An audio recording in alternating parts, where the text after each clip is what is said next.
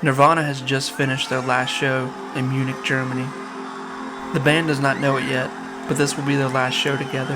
At this point, Kurt is tired, weak, homesick, visibly looking beat down and strung out. The last Nirvana show would take place in an airport hangar. This was unknown to the band until the day they arrived at the location. Essentially, the band was playing in a steel metal box. The show itself was not easy, and Kurt would not show up for sound check. And just a few songs in, the power would go completely out, but would soon later be brought back. During the show, Kurt is dealing with bronchitis and laryngitis issues. He is losing his voice. It would be the shortest show of the whole tour. It was obvious Kurt was trying to get off stage.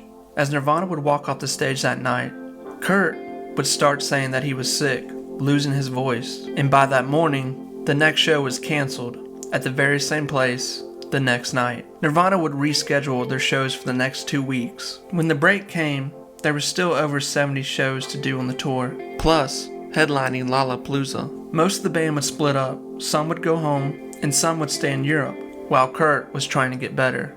Kurt would fly to Rome, meeting Courtney and their daughter, who had just flown in from London.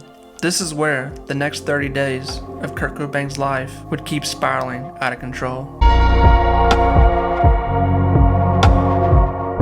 With Kurt and Courtney both arriving at the Western Excelsior Hotel in Rome, it was a very old and luxurious hotel in Rome. Now with Kurt and Courtney agreeing to be in Rome for probably 2 weeks waiting for the tour to start back up, it would seem like they were going to take some time off, enjoy the sights, enjoy the food, enjoy the city. But with Kurt and Courtney back in Rome, Nirvana had been in Italy just days before, doing a run of shows, and 2 shows in particular in Rome. Even going on a TV show taping a few songs. It's well known that while the band was in Italy that week, they would do a little bit of sightseeing, and in some regards, it would be their last week together as friends. But now that Kurt and Courtney are back in Rome by themselves, it would not even be 2 full days before Kurt would overdose and end up in a coma.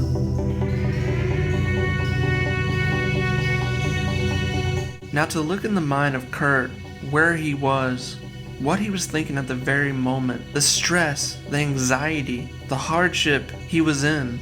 You have a person that is just wanting to escape and be by themselves. But the problem is, Kurt is the #1 person in the whole situation. The tour that Nirvana was on was a massive tour. It was the biggest and most expensive that they had had yet. There was no way to get out of it. If they would even try, talks of being sued would come up. Kurt knew this. The last Nirvana show that year was scheduled for September 5th of 1994. For the small period of time while Nirvana was still together and before Kurt would overdose, there were still media outlets saying that Nirvana was just taking a break in Europe while Cobain was trying to recover and get himself back to health. But in the inner meetings of the band, it was known that the band was in bad shape, and before long, it was known that Kurt did not want to be on tour anymore. But with all the anxieties, all of the pressure, everyone looking at Kurt, everyone pointing the finger, everyone asking a million questions, Kurt trying to be this rock star, Kurt trying to be this leader, Kurt trying to be a husband, Kurt trying to be a father, a friend, an artist, there was still one big thing that was hanging over Kurt, was his drug problem. Dave Grohl would say years later in an interview, things were just weird towards the end. There were people that did drugs, and there were people that did not do drugs. People that did drugs hung out with people that did drugs.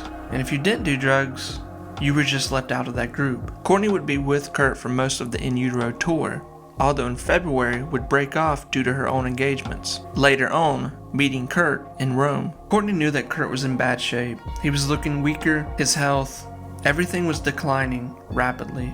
Nirvana was playing a show almost every night. With Kurt and Courtney being in Rome, this seemed to be an attempt by Courtney to try to maybe help Kurt with a mini vacation to bring his health back, to get him back on track, to calm him, but the vacation would end very fast and very abrupt.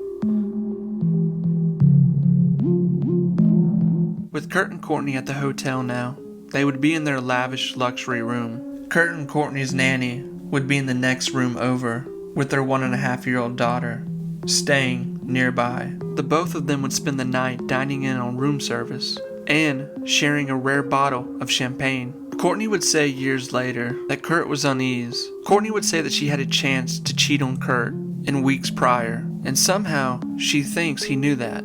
Kurt was still not in a great spirit. With a night in a luxury hotel in Rome, drinking champagne, Courtney would fall asleep sometime that night, apparently with Kurt by her side. But somewhere in that night, Kurt would awake and pull out Rohypnol. The pills in a hard plastic seal had to be pushed out one at a time. Kurt would ingest somewhere over 50 pills. Around 5:30 a.m. on March 3rd, Courtney would awake to find Kurt slumped over the bed, passed out, unresponsive, and obviously had overdosed on something. Courtney would call down to the front desk, saying an ambulance was needed immediately. And this is where the world would first see Kurt Cobain in an ambulance being rushed to the hospital. Kurt would immediately be taken to the Umberto Polyclinic Hospital. Pat Smear would arrive at the hospital with Cobain as well. Pat would say, "This is Kurt Cobain, and he needs help immediately." Kurt is still unconscious at this time. He is in a coma. His stomach would immediately be pumped and emptied of everything. After this, Kurt would be moved to the Rome American Hospital. Kurt would open his eyes, he moved his fingers, and he responded to his name. The doctors would say those are all good signs. Courtney would obviously stay by Kurt's bedside the entire time, where within 24 hours he would come to. When Kurt would awake, it's famously said that he would ask for a chocolate milkshake. It's hard to imagine with Kurt waking out of a coma, knowing that he deliberately tried to end his life. And not only is he a person that has just tried to end his life, and he'll have to talk to friends and family about what happened, but he's also one of the most famous people in the world at this time, and also very private. This will only add to Kurt's anxiety about how the public world views him. With it now public that Kurt has tried to take his own life, all the whispers, all the rumors, all the anxieties, they're now out in the open.